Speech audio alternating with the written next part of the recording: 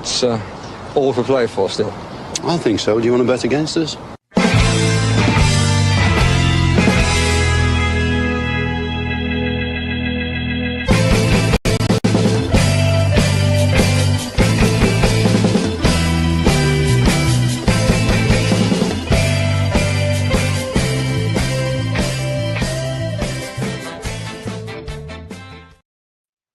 Hello, Aston Villa fans, and welcome to For the Love of Paul McGrath podcast. I'm delighted today to be joined by Sam Tighe of The Athletic and various other outlets. Everybody's familiar with Sam. If you're not, with Sam, should I say? And if you're not, you're doing the internet wrong. Thanks a million, Sam, for giving us some time today and jumping on.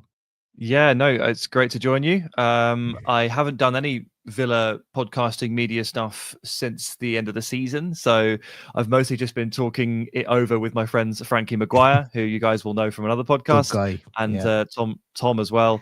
So it's probably good to get these thoughts out in the open and get them crystallized. Although I will say, I still don't quite know how to feel.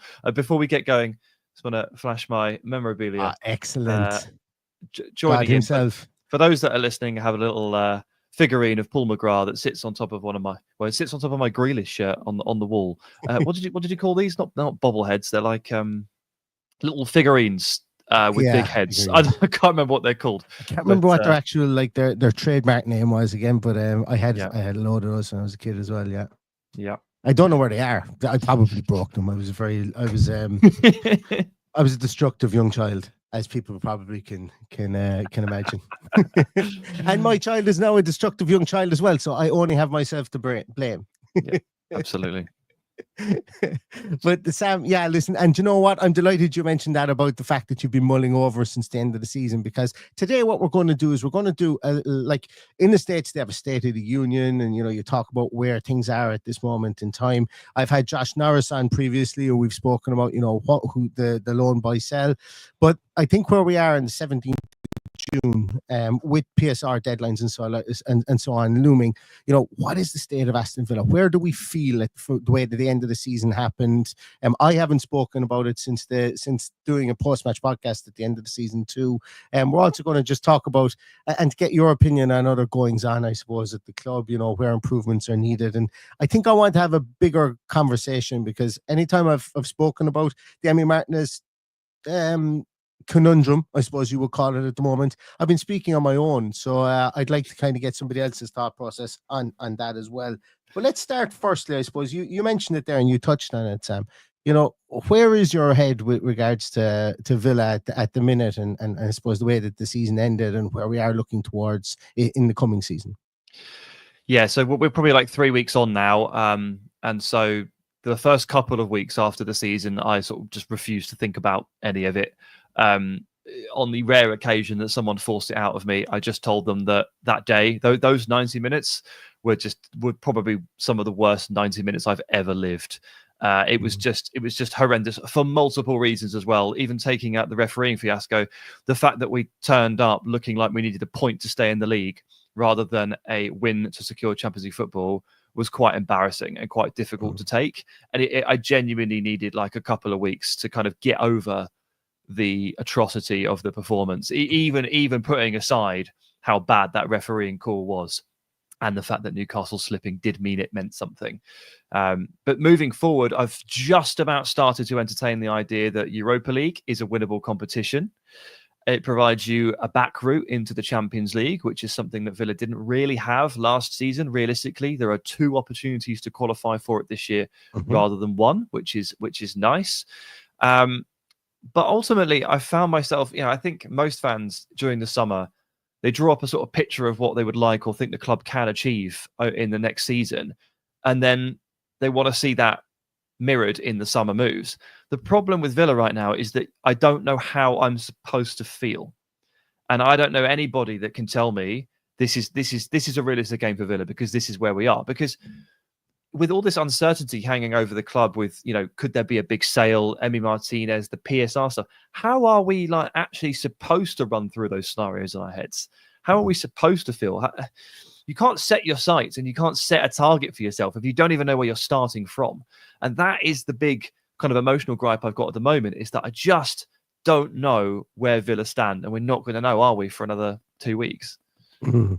It's a great point that you make. And I think, look, Twitter is not a fair reflection of real life, nor is any social media platform. And just remember that, everybody. That's something I've had to teach myself over the last 4 or 5 years of being, or 6 years of doing this podcast. Is that Twitter is a simulation. It's not a reflection of real life in a lot of instances. But at the same time, I think people, and I think it is fair, and I regulate my feelings an awful lot on Twitter to the best of my ability, and I regulate them on the podcast too. But what you've said there, I would definitely agree with as well. Is and I've got two parts to this. I don't know where we stand either. But then at the other side, I've got the angel and the devil on my shoulder, and the devil is saying, "Where do we stand? We need to know where we stand. As a fan, I should know." And then the other side of it is going, "Trust the lads. Trust That's, the boys did it last year. The boys did it the year before. They're like Aston Villa Football Club are writing a book on how to navigate PSR currently at the moment, for ill or for good or for ill, whatever way people see it. They're going to, I would imagine, they're going to write a book on squad cost ratio, because that's the next part they have to run. And they've got Francesca Calva that has written a book on how to deal and negotiate down a hefty fine for the squad cost ratio stuff and the PSR stuff that happened at Roma with UEFA. So I think Villa are positioning themselves for. I wouldn't be surprised if Villa were a noisy entity with regards to reform of financial rules. They have been before, and I think that will continue to happen. But I also I think that the lack of urgency in the club isn't negligence, or it isn't a failing of the brain trust. Yeah, emergency could be a sign that maybe we're not as bad off as we wanted, because they've done, in fairness, they've been open and honest, and they've done nothing but talk about PSR constraints and so on. Whenever Damian Vidigani opens his mouth, he mentions about trading properly and PSR concerns. Yeah, I mean, so this is a bit of a strange summer where I think our concept. I'm going to speak for myself here, but I'm sure that other people have been affected by this. Time is feeling a bit warped because of the June 1st transfer window.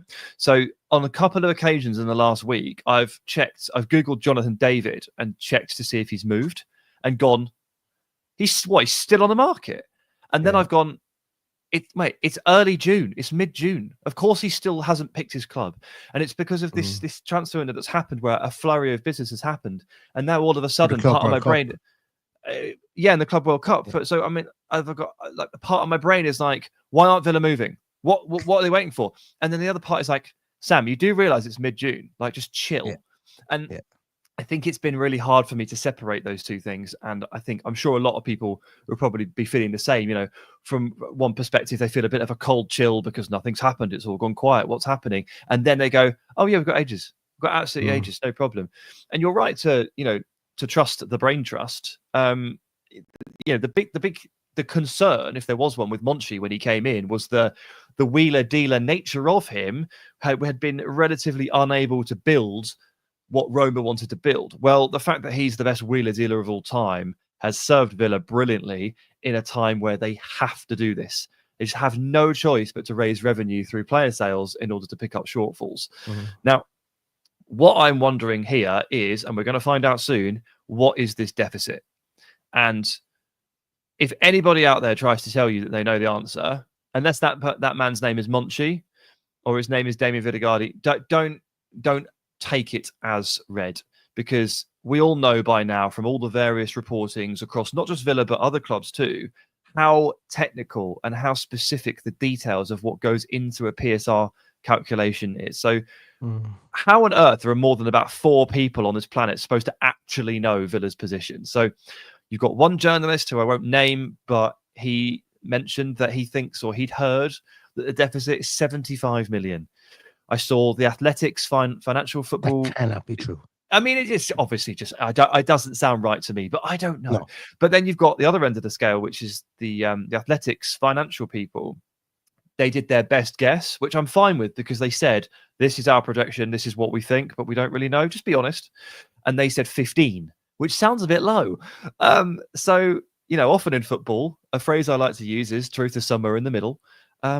So I've been kind of mentally placing it at about 40, 45. And I'm just wondering, well, all right, well, can you sell Bailey to Saudi Arabia and then sell the women's team to yourself and raise 45 to 50 million pounds? Probably. Answer is probably yes. And could that dramatically affect what we think is going to be a bit of a crisis again, but actually maybe won't be? So these are the sort of gymnastics my brain is doing during this dark moment of what's going on, what's happening. Yeah. And it is frustrating, isn't it, that we just don't have the clarity. We just have to wait. And once again, in a vacuum of lack of information, anything will fill the void, and that's what happens. And there's absolutely nothing wrong with that, as long as people don't start thinking that, like as you said, that person could be right with 75 million. I know you're talking about that person could 100% be right, and that's fine. And I have no problem if somebody is right. To me, it doesn't pass the sniff test. I like people following the likes of Swiss Ramble, following the likes of Kieran Maguire, following the likes of there was somebody else there. There's somebody else that I followed. I signed up to on Substack, and they all come in and around maybe the 30 to 25 million, which for me sounds plausible. Now, it doesn't in a way when you go, geez, we've sold the Abbey last year to kind of help with this year, and when we sold him and all that kind of crack and but the big thing for those guys was they can't put a figure on it because they don't know what the accelerators were or the percentage increases were for wages getting into the Champions League for the current team. And that's a big one. So, when people start talking about, this is where Villa are at now at the moment in definitives from the PSR, it's a bit of a moot point unless they've actually seen the bottom line of the balance sheet.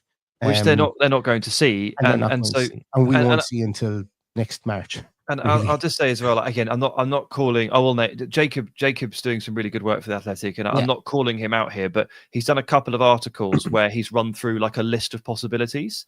Yeah. And what the article is well, here's like 10 or 15 things that could happen, and that is again, this is very precious stuff. It's very specific stuff. I'm not sitting here expecting Jacob to have all the answers, but what I see people take from the list of possibilities is far too concrete a conclusion from what is a list of possibilities. Yeah. And it's because, again, you just said it, in a vacuum, a little bit of information there can fill the void and people can infer what they like. And I see a lot of head loss where I'm not totally convinced it's necessary, but I do understand that it's hard because I'm struggling with it myself. I try to keep all those dark feelings to myself. Me too. Like I'm usually the month of June, the month of July are podcast a day for me.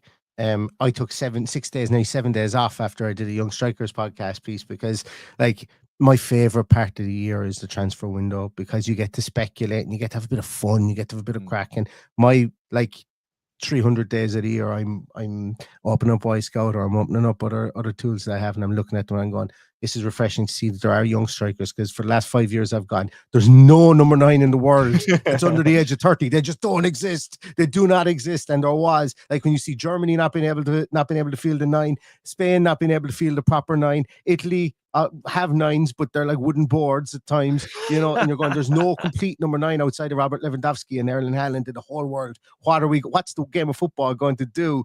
And then it is refreshing then to look at it and go, actually, yeah, they are out there. You just have to look for them and have some sort of projection. But like you, as I say, this year has been the first year where I've kind of gone, okay, I'm a bit tired of having to do this 2 years in a row, this whole financial speculation, because I don't even know how much money I have in my wallet at the moment, never mind how much Aston Villa have, in the bank or whatever the ramifications are there. I did do on a podcast last night, we had a Q&R. I don't even know what Q&R is. A Q&A. And I just started spitting stuff out as it came to my mind. And I think I stumbled on something that I like.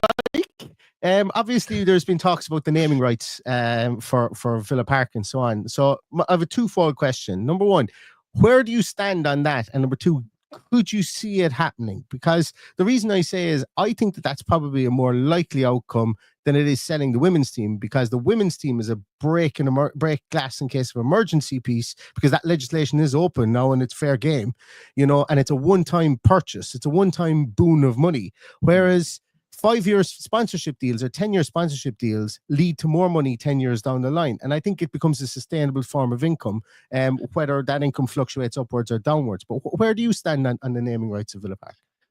I am fine with it, mostly because I know from experience across the world that even if it gets called Adidas Park or Mercedes-Benz Park, we'll just call it Villa Park. Yeah. Like, and I know it is a point of contention for some, and I respect that. But for me personally, I will just call it Villa Park, and it will always be Villa Park. The absolute ideal scenario here is it gets called like Mercedes-Benz Villa Park.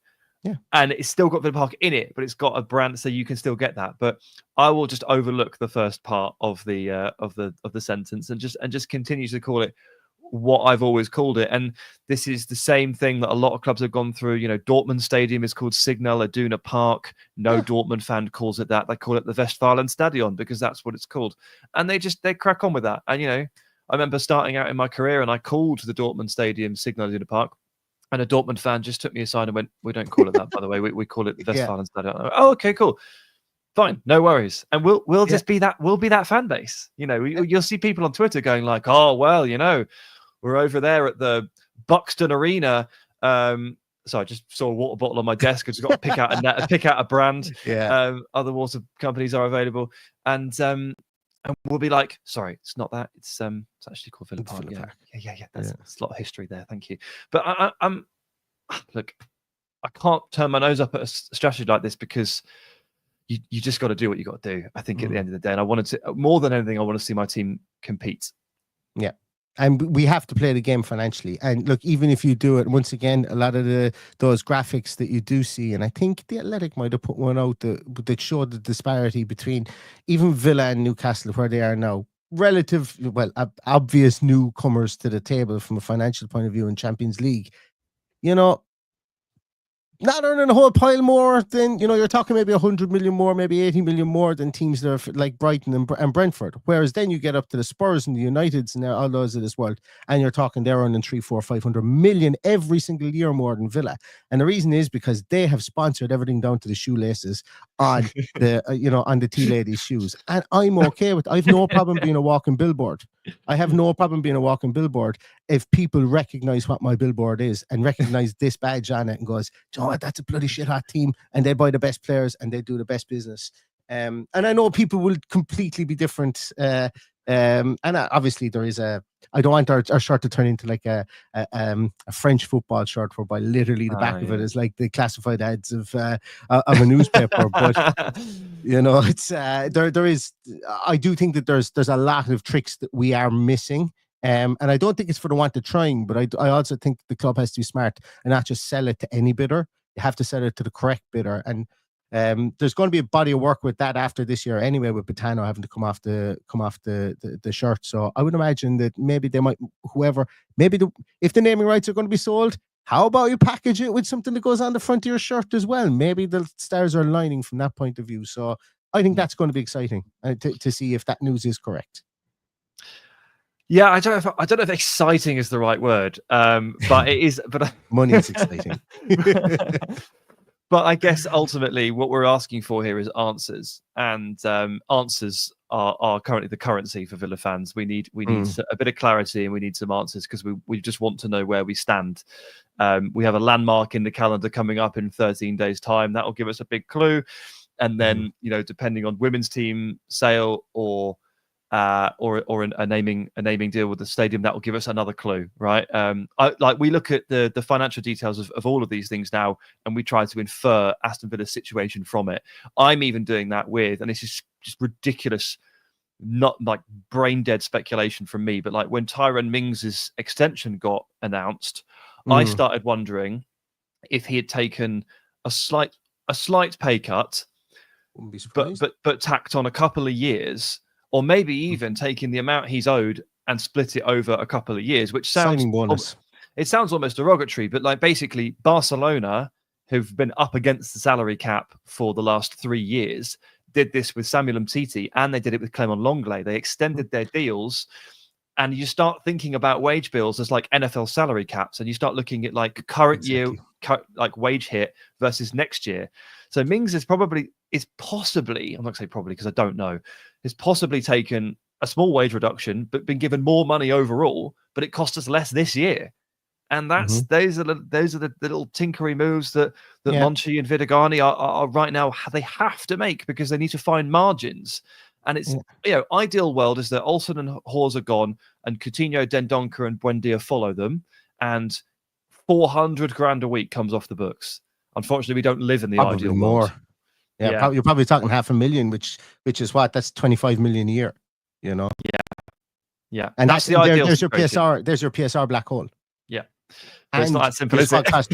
and I was trying to do math. And once again, bear in mind, my maths teacher when I was 10 years of age told me to go, and she actually told me in the middle of a class to go outside and kick a ball against the wall. I was that bad at maths, so bear that in mind. And I never recovered from it because I never got any better. Although I did do higher level maths in my leaving cert, and I just scraped by with what I needed. But that was out of pure spite more so than anything. These days, kids aren't learning algebra; they're learning squad cost ratios and PSR calculations. I'm sure of it. Still more useful than algebra. Absolutely, it's more useful for anybody who wants to be a YouTuber or a TikTok person or anything like that, which probably about 90% of kids do at this age, in this day and age, anyway. But I did a little bit like when you think about like 25 million off our wage cost is about 15%, which brings us from 96, or it's about 17%, I think. And once again, they could be wildly wrong. That brings you from 96 down to about 79, which gives you, which brings you more in the realm of being closer to where UEFA wanted to be. But once again, that could be miles off. From that point of view, because who knows? And I'm going by Capology, who I've told before. I sent an email to Capology, made up a number for John McGinn's wages. 45 minutes later, that number was reflected on the website. Now, whether I guessed it correctly, I do not know, but I made up a wage, and that is Capology don't know. I don't use Capology. I don't think. I mean, for American sports, they're fantastic. They're brilliant. Yeah, but for our sport, they are rubbish. There is no single great resource for wages because they're kept under lock and key mostly for a reason. I would say, in my experience, the best guess scenario is actually loading up Football Manager. Football Manager do probably the best job of guessing that I've seen. Yeah. And I didn't even think of that, but yes, they probably do, because obviously they've got people who are close to the clubs, and people who talk about those clubs day in, day out, that are doing their research for them. Anyway, that's the state, I suppose, really, of Aston Villa from a financial point of view, and the end of last season, coming into where we are now in the 17th of June. But obviously on the field, we kind of touched on it before. And, I've watched a lot of your stuff over the years, and I remember watching a video from about 2 years ago where you would talk about the spine of the team being Emi Martinez, John McGinn, Tyrone Mings, Ollie Watkins, and we had gaps at right back, right midfield, and 2.5 years on, we are probably still talking about, and I know we'll get on to the Emi Martinez conundrum in a moment, but we're talking about Emi Martinez, Ezri Konsa, maybe instead of Tyrone Mings now. We're talking about John McGinn. We're talking about Ollie Watkins still being the spine and mainstays within the team, and problem area still being right wing and right back. Yeah, is it a case like where do you see we need to improve, and do you have any ideas on how we're going to go about that? Well, yeah, the big caveat of don't know how much money there is to spend. Who knows who has to go out to come in? So that is again another cloud over all of it. But we can kind of paint the sky blue for a minute, and we can just have a bit of fun and talk about players that would improve Villa and where Villa could target, and assume that there is a healthy amount of money to be able to spend, because one big sale does unlock a lot of possible spending because of the way installments work in terms of paying out versus receiving the cash. So I think when I did that video, I think I was pointing at right back as somewhere that probably needed to be upgraded. I think we're still there 2 years on. I think the entirety of Unai Emery's reign, I've had this feeling that right back could get better. I like Cash. He's fine. He's done a stand-up job, but I've always felt like from a technical standpoint, Villa could do better. They could find a player who was a little bit more at ease on the ball, a little bit more composed on the ball, better in tight spots. And it's not like Villa haven't tried, right? Because they have obviously signed Nedeljkovic, signed Garcia, but I feel like they've never actually decided to go out and buy a right back that could truly challenge Matty Cash. And maybe we were on the cusp of it last summer with the Geertruida stuff, which they just couldn't find the right financial package for. Maybe that was the hint that this is coming. But I'd be really surprised if this isn't addressed over the course of this summer. I saw, Jacob Tanswell wrote that the Villa staff a real sense of pride in finding Garcia, which is true. I just don't necessarily see that as a barrier to signing another right back. Mm. And I think I look at the starting 11. I wince and I look at the who scored match page from the final day and cover the score with my hand so I can't see it. And I look at the team and I say, how does this get better? How does this obviously improve? And right back is just jumping off the page at me. Mm-hmm. Me too. And look, as I say, I always try and try to be balanced. And during the season, I would have always said, listen, look, Matty Cash starts at right back for me, because for me, I think we needed a right back. Obviously, I'm well on record as Ezri Konsa being pushed into the right back position. For me, is a no-go, not because he can't play there, but because he's so pivotal for us in the right centre half position. Disasi coming in. I think I've counted 6 people who've played in that right back position since Unai Emery has come in there. So he's obviously not happy with it. But until the transfer window opened again, we didn't really have anything that we could do there. And for me, Matty Cash was the best option that we had, given experience, where we were at the moment. But as I say, this is the time now to self-scout, to take a look at where we are, I suppose, really within the realms of where we can improve. And for me, all the way up the right hand side for me has to be an area of improvement. We're seeing it being linked to an awful lot of wingers that play off the left-hand side. And this is my next question, I suppose, to you. We've pushed Morgan Rogers out to that right-hand side.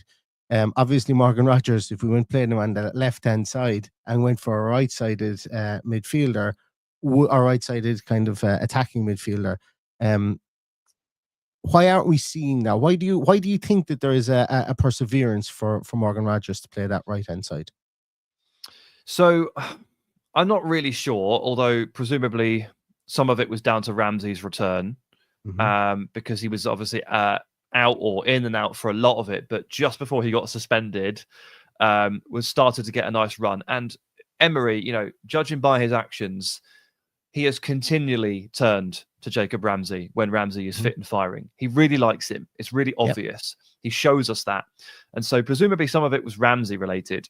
And then some of it was the fact that McGinn was kind of in and out, and he still needed some kind of worker on the flank because he wanted to play Asensio in the middle.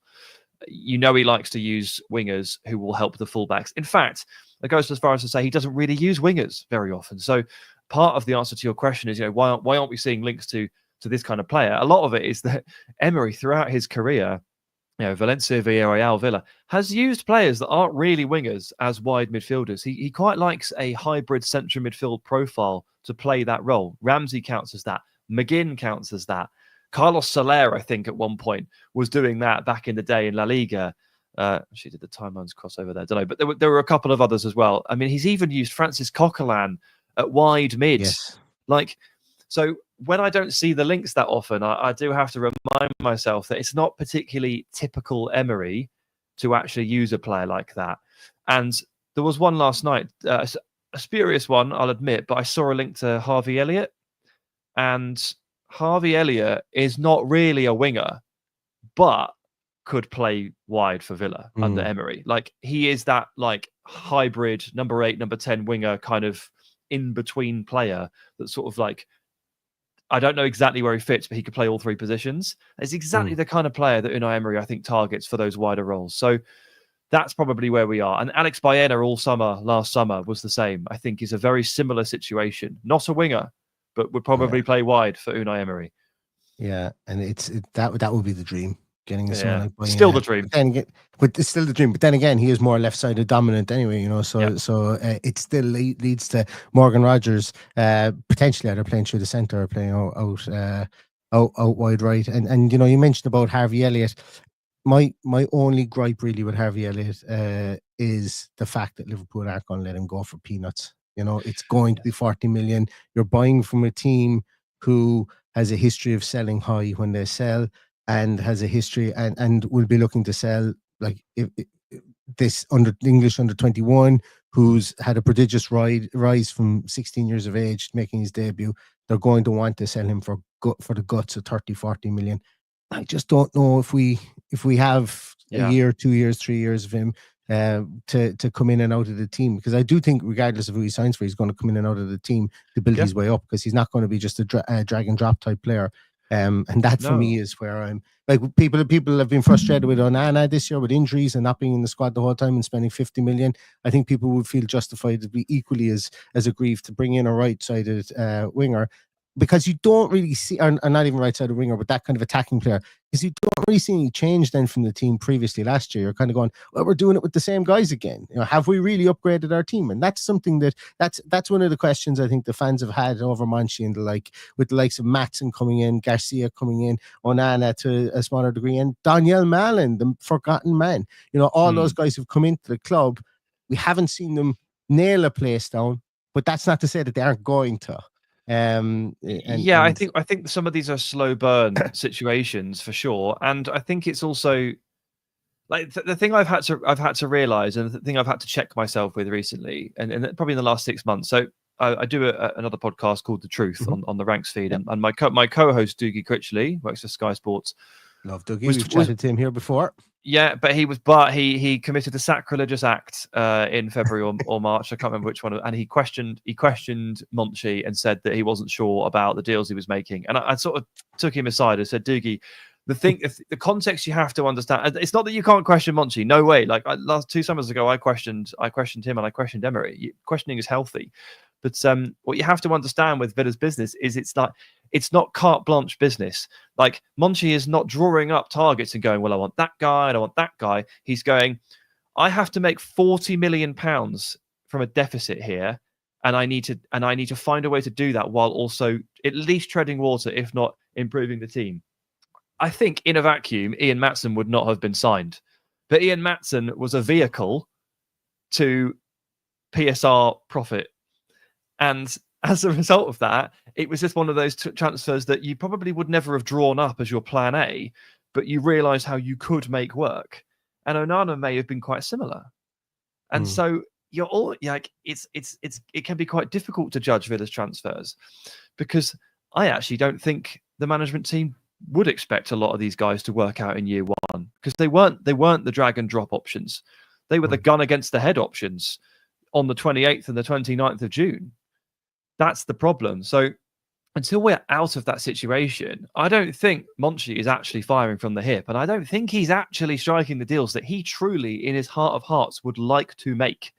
He is doing the deals that are made possible for him by the constraints he's working under. I think that's really important context. I don't think Villa would have signed Maatsen had they not kind of got in a situation where they needed to do a deal with Chelsea, and they took him because he's a good young player and he can grow into something. And didn't he come on at the end of last season? Yep. You know, but from March onwards, he started the final day, stole the spot. You know, that's growth. That's growth, and that's the other thing to remember about the business. The drag and drop players, as you call them, and that's a good phrase for them. It's Nico Williams, mate. That's the drag. That's the drag and drop. We can't have Nico Williams, so we have to bring Ian Maatsen on through the power of Emery's coaching, and in year 2 find the benefits. And you have to remember that Onana will get better. Morgan Rogers will only get better. And the change to the team that we experience is going to be through player improvement year on year, not new player improvement. And I think as well, a lot of that as well is the club kind of went, okay, right, if we have to make these moves, let's have a little bit of future planning involved here. Let's take a shot on Maatsen and Onana, because there wasn't an open space for Onana to come into this team straight away. He was going to have to sit behind Tielemans and Boubacar Kamara, but we knew Kamara was nursing an injury back, and we went, okay, listen, we can bring in Onana. And he scored first day of the season. Brilliant job. And then, when he had his injury struggles, we were able to take him out and bring Boubacar Kamara back in there. So I think it's been smart, as you said. The club have sat down and they've been smart about what they've done there in those areas. And I think Daniel Malin, like realistically speaking, this year has to be a massive year for him. like for his own career and for everything else. And I think it will be, because I think there will be a lot more faith put in him as well, because he was in a kind of a no man's land, not being in the Champions League squads and so on. Let's talk about it. I suppose on Marlon, actually, just quickly. I was quite cold on the signing when it happened. I'm not Marlon's biggest fan, because I think he gets a bit of tunnel vision, and he once he skips past one man, he tends to try and beat a couple more, and then he's like, well, I am taking the shot because I've earned it. Yeah. And I would like a little bit more awareness from him, and a little less tunnel vision. But I appreciate his graft. I appreciate his running. And so I went from a position of being quite cold on the signing to, I was pretty shocked he didn't play more in the end. Like, I was starting to think that the impact he was making off the bench earned him more than 12 minutes a game. He started against Forest and scored. He didn't get on the pitch at Old Trafford until very, very late, when Watkins was having a stinker from minute one. There was a general lack of faith in him, unfortunately, at the end of last season. And I am fascinated to see if that changes. And that's not me saying I've changed my mind on Marlon. Like, I never really loved him as a player, but I think he deserved a little bit more. I agree. And there's nothing in that I would contest at all. And that's why I was saying that, this is shot back in England again after doing his apprenticeship through Arsenal, and coming back to England. Maybe he's a point to prove, maybe he doesn't. He's played in the Champions League final with Dortmund, and he's scored lots of goals for PSV, so next year he's going to be 27, I think it is, 26, 27, coming into the prime of his career. Let's see what he can produce for Aston Villa. There is a big gloved elephant in the room, and a big trophy shagging elephant in the room do we need to talk about. Emi Martinez. Look, it's been something that I suppose the second last day of the season, last day at Villa Park, and then the tears came. And since then, it's been a relentless and almost to this point now monotonous drone of where is Emi Martinez going at the end of this year. Talk to me, I suppose, about your feelings on that, because I had a very, as I said, I try and regulate my feelings an awful lot with regards to the podcast and try and keep them solely football based. But I did have a very reactive kind of thought on it, that I was kind of a bit pissed off about him making it all about himself on that day. And then for what happened then in Man United, I had an even more annoyed take on it. But taking all that out of it, where do you feel, I suppose, where do you come down on this, and the Emi Martinez kind of conundrum that's happening this off season?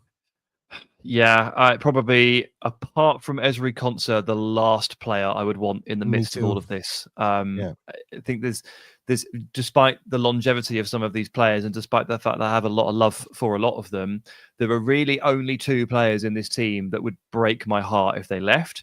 Ezri is number one, and Emi is number two.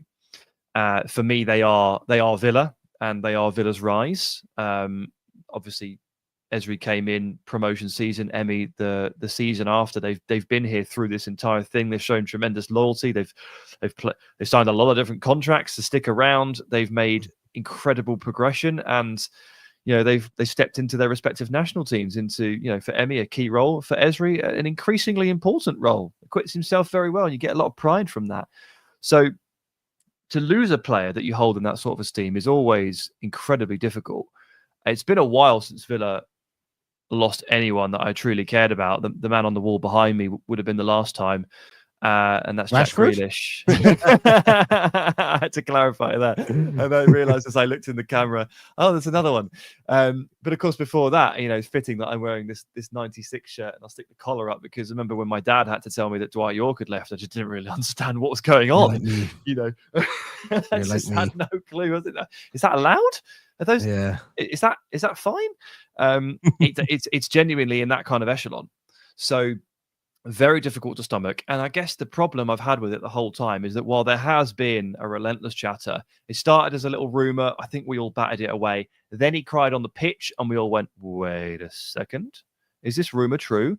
But since that point, all of the solutions, as in the destinations that have been mooted for him, are all garbage. Like, none of them work. This is the problem with the whole situation. And this is why I've struggled to get on board with the whole, Emi's going, because Atleti have Jan Oblak, So unless Oblak disappears, that's not going to happen. Man United's a terrible move, and they'd have to shift Onana anyway. Barcelona are about to sign a third goalkeeper in Joan Garcia any day now.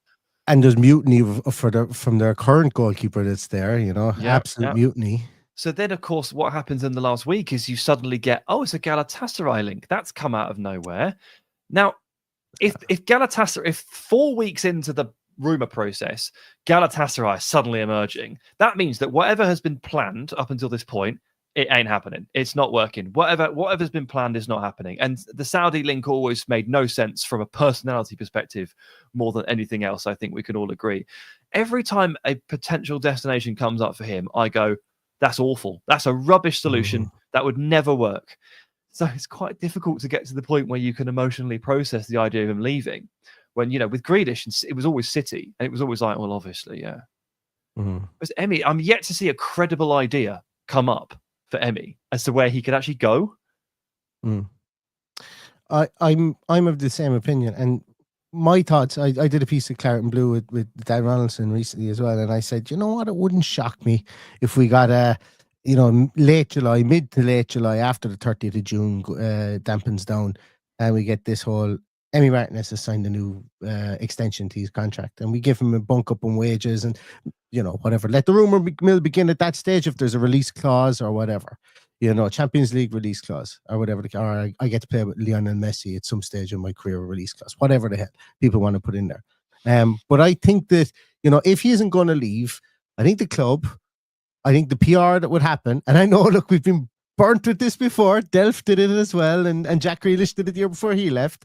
But I think, protecting the value of players as well, I think there could be something like that.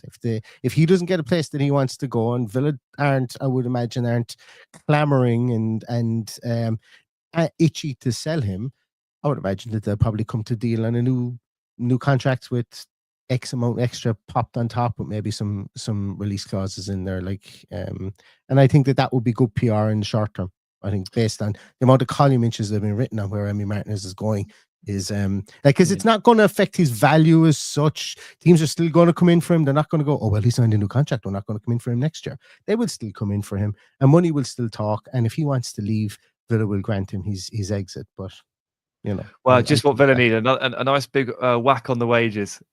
Yeah. Well, put it this way: if he's on, let's say, once again, due to the doyens in capology who are always 100% right, if he's on 150 grand and you end up paying him 180 grand for a year, a week for a year, and I know that's an extra 30 grand, and that's an extra that's an extra 1.5 million or so onto the wage bill, but it's good PR, I would imagine. Sure, yeah, I get it. And those 3 or 4 players that we mentioned at the top, and if you can actually free yourself up of those wages, then you can give a little slice of the pie to someone like Emi. It would give you that opportunity. I don't want to just rag on those players, but obviously there's there's a handful of albatross contracts here that are really slowing Villa up, and did get rid of one of them in January in the form of Diego Carlos. That was a big contract that needed to go. These players they're not easy to shift. They're not easy to move. You kind of have to just wait them out.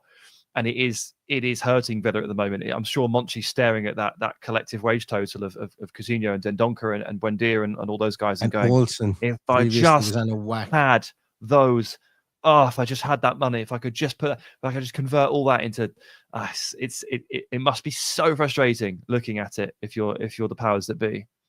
And again, it comes back, and I've said this on my last podcast as well, but once again, when you're talking to yourself, you don't get anybody to check you to see if you're right. So I'm going to spit it out again. They all came in a 12 to 18 month purchase spree after Jack Grealish left. And that 18 month spree, that 18 month of a strategy of bringing in Ings, Buendia, Bailey, Dendoncker, Robin Olsen, Philippe Coutinho. That's why we're in PSR trouble now. At the time, I did not disagree with any one of those signings. Olsen aside, I did disagree with Olsen. Aside, just because I thought they did Sheffield United, he was brutal. I'm not ever going to contest the idea that Robin Olsen is bad. I'm just going to say the same thing. Like at the time, I was looking at the signings, and I was like, I was relatively okay with most of them. I didn't like the Dendoncker signing, but I was fine with the others. I was actually really excited about Carlos, and obviously he blew his Achilles. I was excited about Carlos. Yeah, it's always an asterisk over what could have been for him, I think. And he got it did mess with him. You could tell. Yeah. So yeah, I don't want to be like Captain Hindsight, and you're obviously trying not to be this. I don't like. We don't get to sit here and be like, it was always doomed, because I think a lot of us were like interested and excited, but it didn't turn out well. I actually distinctly remember going on an Everton podcast around the time of the Carlos signing, and the host said, "Are you not running a bit of a risk here, signing some sort of late 20s players here for big wages?" And my reply was no, which was wrong.